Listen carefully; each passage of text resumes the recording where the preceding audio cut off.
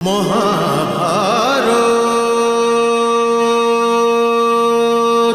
আপনি কি সিদ্ধান্ত নিলেন যুবরাজ যুধিষ্ঠির? আমি যুদ্ধ চাইছি না বাসুদেব।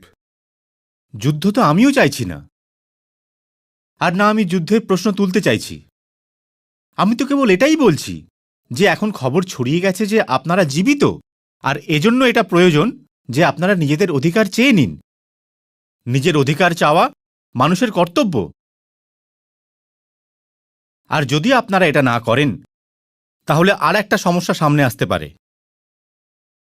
দুর্যোধন এটা বলতেই পারে যে হস্তিনাপুর না আসার কারণে আপনারা সমস্ত অধিকার হারিয়েছেন। কিন্তু দুর্যোধন তো একজন বীরপুরুষ, ও এরকম কেন করবে? নিহিত স্বার্থ দাদা, নিহিত স্বার্থ। বাসুদেব ঠিকই বলেছেন যুধিষ্ঠির। রাজমুকুট বস্তুটাই এমন যার জন্য দ্রোণের মতো আচার্যের মনোবলের পদক্ষেপ স্থানচ্যুত হয়। শুধুমাত্র পাঞ্চালের সেনাই নয়, আমার মিত্রদের সেনারাও তোমার সাথে আছে পাণ্ডু রাজকুমার।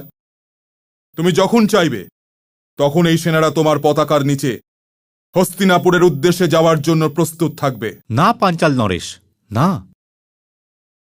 অধিকার চাইবার জন্য সেনা নয়, আত্মবিশ্বাসের প্রয়োজন আছে।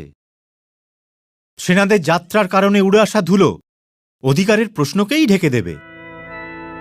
লোকেরা বলবে যে যুধিষ্ঠির নিজের জ্যেষ্ঠ তাতশ্রীর ওপর আক্রমণ করেছে, আর ওনাকে নিজের রক্ষা আর হস্তিনাপুরের সুরক্ষার জন্য রণভূমিতে আসতে হয়েছে। এখন সত্য পাণ্ডবদের পক্ষে আছে। পাণ্ডবদের শিবিরের সত্যের পতাকাকে এভাবেই উঠতে দিন, কারণ বিজয় তো শেষে সত্যেরই হয়ে থাকে। যদি রণভূমিতে আসতেই হয় তবে প্রথমে ওরাই আসুক। পাণ্ডবদের ওপর আক্রমণ করবার অভিযোগ আসা উচিত নয়। যুদ্ধনীতি তো এটা বলে না, ও তো বলে যে আঘাত প্রথমেই করা উচিত। তুমি ঠিকই বলছো, কিন্তু আমি যুদ্ধ করার কথা কখন বললাম? আমি তো শান্তির কথা বলছি যুবরাজ। যদি যুবরাজের জায়গায় আপনি থাকতেন আর আপনার 4 জন ভাই আর আপনার মাতাশ্রী সমেত সবাইকে লাক্ষাগৃহতে জ্বালিয়ে ভস্ম করে দেবার ষড়যন্ত্র রচনা করার চেষ্টা করা হতো, তবে কি করতেন? তুমি আমাকে 4 ভাইয়ের কথা বলছো যুবরাজ? আমার তো 6 জন ভাইকে হত্যা করা হয়েছিল।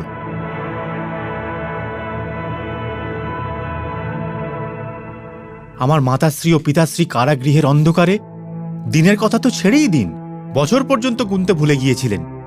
তবুও আমি মামা কংসের উপর আক্রমণ করিনি। যখন উনি আমাকে ডেকেছিলেন তখনই আমি মথুরা গিয়েছিলাম। তবে কি আমরাও এখানে বসে বসে নিমন্ত্রণের জন্য অপেক্ষা করে যাব? তবে আপনারাই বলুন আপনারা কি চাইছেন? সবার আগে তো আমি ওই দুর্যোধনকে তুলে তুলে আছাড় মারব। এই মেজ কুন্তিপুত্র তো সর্বদা বীরেদের ভাষাই বলতে থাকে।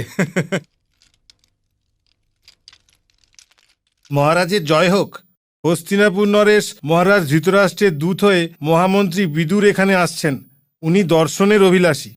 পুত্র, মহামন্ত্রী বিদুরকে শ্রদ্ধার সঙ্গে আমাদের বিশেষ অতিথি গৃহতে নিয়ে যাও, আর ওনাকে বলো যে আগে যাত্রার ক্লান্তি দূর করে নিন। কাল অবশ্যই দেখা হবে। যথা আজ্ঞা পিতাশ্রী। মহাভারত।